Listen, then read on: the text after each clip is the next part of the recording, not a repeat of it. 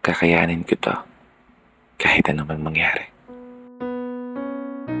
Yan yung mga salitang palagi kong pinapaalala sa sarili.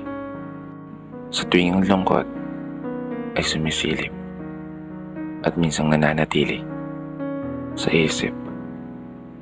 Lungkot na madalas dumalaw sa aking panaginip. Lungkot na hindi mawala-wala kahit ano pang pilit na maging masaya at maging positibo sa bawat araw na ginuguhit yung mga gusto at mga plano.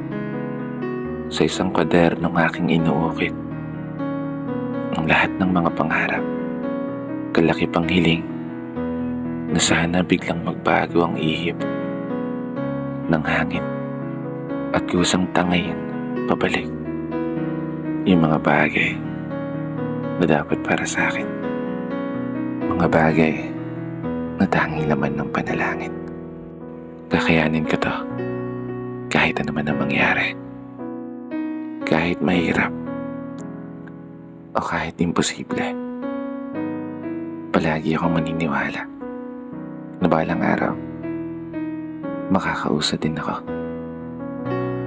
Makakaabante rin ako.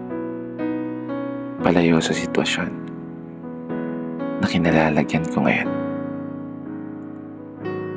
Pangako yan.